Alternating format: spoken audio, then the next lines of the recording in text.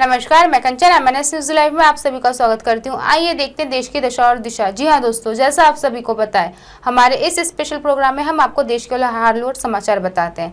देखते हैं क्या है। पायलट कैंप में जा रहे 3 MLA बीच रास्ते लौटे, कैसे जीती हारी हुई बाजी। 2 साल पहले 12 जुलाई वो दिन था जब इस मैसेज से पूरे देश में हंगामा मच गया था। सोशल मीडिया पर हैशटैग ट्रेंड करने लगा। राजस्थान में सरकार गिरने वाली है। इस सियासी भूचाल की शुरुआत 11 जुलाई 2020 को हुई थी, जब सचिन पायलट 18 विधायक लेकर हरियाणा के एक होटल में जा बैठे। पायलट के ऑफिशियल व्हाट्सएप ग्रुप में यह मैसेज बाहर आया कि गहलोत सरकार अल्पमत में है। हमारे पास 30 कांग्रेस और 3 निर्दलीय विधायक हैं। सचिवालय से लेकर CM हाउस और दिल्ली के कांग्रेस मुख्यालय तक खलबली मच गई। फोन घनघनाने लगे। पूरी सरकारी मशीन यह पता लगाने में जुट गई कि आखिर चल क्या रहा है।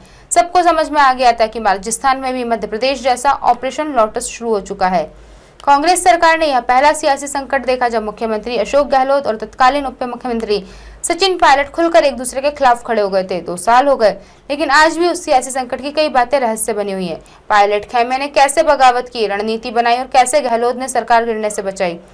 सियासी संकट से सीधे जुड़े दर्जन भर मंत्री, विधायकों और इंटेलिजेंस ऑफिशियल से बात की, जिसमें कई दबे हुए राज सामने आए। राज्यसभा चुनाव 2020 के 4 महीने पहले फरवरी और फिर मार्च की शुरुआत में IB ने मुख्यमंत्री अशोक गहलोत को इनपुट दिया कि सरकार के खिलाफ गतिविधियां चल रही हैं। भाजपा ने कुछ MLA से संपर्क किया। पायलट कैंप में जा रहे 3 MLA बीच रास्ते से लौटे, कैसे जीती हारी हुई बाजी। 2 साल पहले 12 जुलाई का वो दिन था जब इस मैसेज से पूरे देश में हंगामा मच गया। सोशल मीडिया पर हैशटैग ट्रेंड करने लगा। राजस्थान में सरकार गिरने वाली है।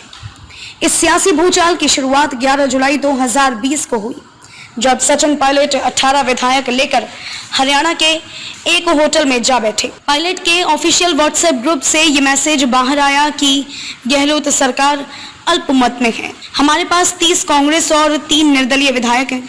सचिवालय से लेकर CM हाउस और दिल्ली के कांग्रेस मुख्यालय तक खलबली मच गई। फोन घनघनाने लगे। पूरी सरकारी मशीनरी यह पता लगाने में जुट गई कि आखिर चल क्या रहा है। सबको समझ आ गया कि राजस्थान में भी मध्य प्रदेश जैसा ऑपरेशन लोटस शुरू हो चुका है। कांग्रेस सरकार ने यह पहला सियासी संकट देखा जब मुख्यमंत्री अशोक गहलोत और तत्कालीन उप मुख्यमंत्री सचिन पायलट खुलकर एक दूसरे के खिलाफ खड़े हो गए।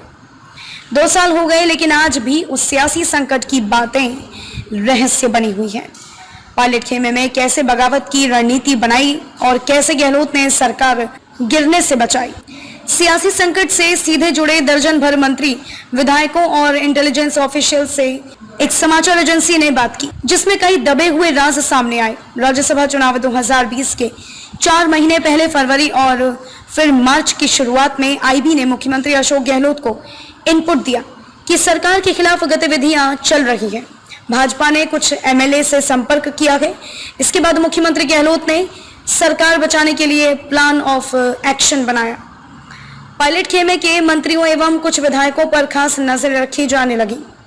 इंटेलिजेंस अलर्ट था कि पायलट अपने पिता राजेश पायलट की पुण्यतिथि को बगावत का बिगुल बजा सकते हैं, लेकिन गहलोत के सक्रिय होने के चलते ऐसा संभव नहीं हो सका। कोरोना की पहली लहर थी। CM अपने आवास से पूरे प्रदेश का मैनेजमेंट संभाल रहे थे। राज्यसभा चुनाव से ठीक पहले पायलट के साथ जमकर सक्रिय रहने वाले एक कैबिनेट मंत्री मुख्यमंत्री गहलोत से मिलने पहुंचे। बातों बातों में CM ने उन्हें घेर लिया। 19 जून 2020 को 3 सीटों के लिए राज्यसभा चुनाव होने थे। मुख्यमंत्री अशोक गहलोत ने सियासी संकट भांप 10 जून की दोपहर सभी विधायकों को अपने निवास पर बुलाया। वहां से विधायकों को 5 बसों में दिल्ली रोड स्थित सीधे शिव विलास होटल और वहां से JW मैरियट ले जाया गया। कुछ निर्दलीय एवं अन्य विधायकों को एक रिसोर्ट में ले गए। विधायकों की बड़ाबंदी के बाद देर रात मुख्यमंत्री गहलोत ने होटल से बाहर आकर कहा, मध्य प्रदेश की तरह राजस्थान में भी भाजपा विधायकों की खरीद फरोख्त का खेल कर सरकार गिराना चाहती है। विधायकों को 25-25 करोड़ रुपए के ऑफर दिए जा रहे हैं। सरकार गिराने की दूसरी कोशिश जुलाई 2020 में हुई। हालांकि IB ने सरकार को पहले ही अलर्ट दे दिया था कि पायलट अपने खेमे सहित राजस्थान की सीमा से बाहर चले जाएंगे। उस समय कोरोना के कारण बॉर्डर सील थे। इसके बावजूद पायलट अपने साथ 18 विधायकों को राजस्थान से बाहर दिल्ली के पास स्थित मानेसर के एक रिसोर्ट में ले गए। इनमें वर्तमान कैबिनेट मंत्री विश्वेंद्र सिंह और रमेश मीणा भी शामिल थे। सरकार को पायलट और कुछ विधायकों के राजस्थान से बाहर जाने का पता चला तो नाकाबंदी सख्त कर दी। पायलट समर्थक 3 विधायक दानिश अबरार, रोहित बोहरा और चेतन डोडे मानेसर जाने के लिए निकल तो गए थे, लेकिन सख्त नाकाबंदी के कारण रास्ते से लौटना पड़ा। इसके बाद मुख्यमंत्री गहलोत ने सरकार बचाने के लिए प्लान ऑफ एक्शन बनाया। पायलट खेमे के मंत्रियों एवं कुछ विधायकों पर खास नजरें रखी जाने लगी। इंटेलिजेंस अलर्ट था कि पायलट अपने पिता राजेश पायलट की पुण्यतिथि को बगावत का बिगुल बजा सकते हैं, लेकिन गहलोत के सक्रिय होने के चलते ऐसा संभव नहीं हो सका। कोरोना की पहली लहर थी। सीएम अपने आवास में पूरे प्रदेश का मैनेजमेंट संभाल रहे थे। राज्यसभा चुनाव से ठीक पहले पायलट के साथ जमकर सक्रिय रहने वाले एक कैबिनेट मंत्री मुख्यमंत्री गहलोत से मिलने पहुंचे। बातों बातों में सीएम ने उन्हें घेर लिया। 19 जून 2020 को 3 सीटों के लिए राज्यसभा चुनाव होने थे। मुख्यमंत्री अशोक गहलोत ने सियासी संकट भाव 10 जून की दोपहर सभी विधायकों को अपने निवास पर बुलाया। वहां से विधायकों को 5 बसों में दिल्ली रोड स्थित सीधे शिव विलास होटल और वहां से JW मैरिटल ले जाया गया।